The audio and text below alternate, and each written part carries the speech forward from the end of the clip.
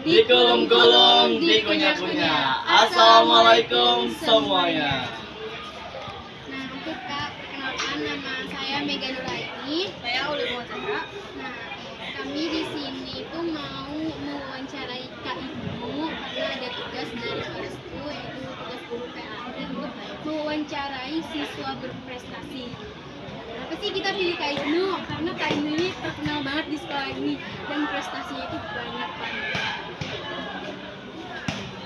Oke Kak, jadi kita mulai aja kali ya ke pertanyaan yang pertama. Boleh. Pertanyaan itu, gimana sih cara kakak menjadi siswa yang berprestasi? Terus apa aja yang harus dirubah dalam diri kakak supaya bisa jadi siswa yang berprestasi? Bisa diulang pertanyaannya? Lebih keras lagi. Bagaimana cara kakak menjadi siswa yang berprestasi? Oke, bagaimana sih cara saya menjadi siswa berprestasi? Salah satunya adalah niat. Pertama niat dulu, baru usaha. Kenapa aku bilang niat baru usaha? Ya karena kalau kita ngelakuin sesuatu tanpa pasti mager, betul nggak? Nah, kita harus diniatin dulu. Dan aku dari kelas 1 udah niat dan udah punya prinsip bahwasannya kejar prestasi kamu dari kelas 1 hingga nanti ketika kelas 12 tidak kerepotan mengejar perguruan tinggi negeri karena itu butuh sertifikat. Dan setelah mungkin kamu lulus, kamu butuh kerjaan, bahkan ada yang mau cari sesuatu hal yang mungkin halnya baru gitu. Nah, kita harus berbanyak relasi bukan di luar sana. Nah, salah satunya adalah mencari prestasi. Bagaimana cari prestasi tersebut? Yang pertama harus ada kemauan, yang keduanya harus kepo. Karena kita generasi Z harus kepo dong, bukan? Tapi keponya dalam artian halnya hal positif, jangan halnya hal negatif. Karena kepo di sini kita bisa mengetahui segala hal yang kita mungkin gak ketahui di luar sana. Itu yang pertama. Bagaimana sih cara saya melakukan prestasi hal tersebut? Seperti itu. Yang kedua kayak apa aja sih yang harus dirubah dalam kebiasaan kakak supaya bisa menjadi siswa yang berprestasi? Malas dan mager. Kenapa jadi sedang malas dan mager? Kita tahu bukan, kita generasi Z gitu loh, dimana kita sering melihat bahwasannya anak-anak muda sekarang ini yang bahwasannya dia adalah generasi emas, calon generasi emas tahun 2045, tapi hobinya rebahan, scroll TikTok, scroll Instagram. Kenapa aku dulu mau merubah? Aku dulu tuh aku kayak mager banget awal kelas 1 tuh karena mungkin daring online karena COVID-19.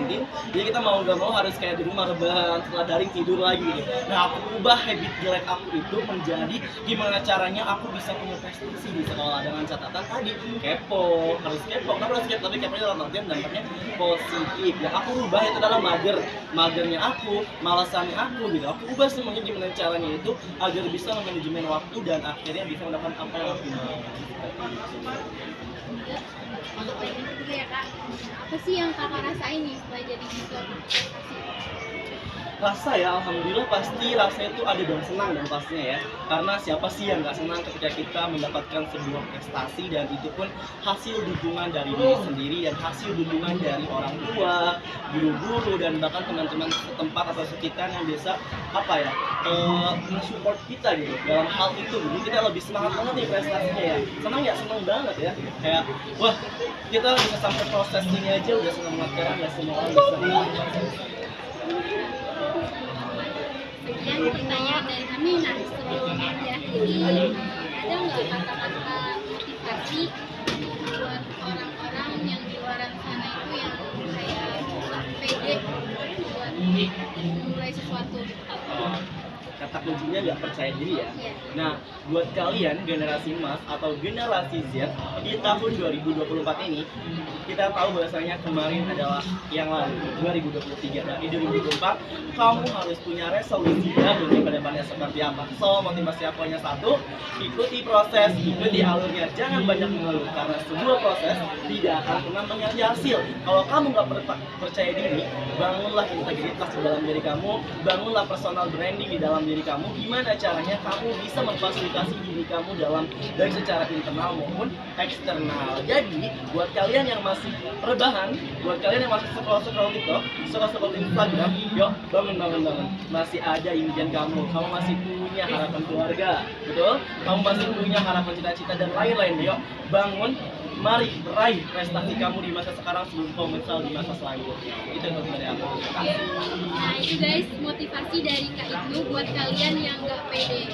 Oke, sekian wawancara dari kami. Terima kasih atas waktunya Kak Ibnu. Sama-sama, terima kasih kembali.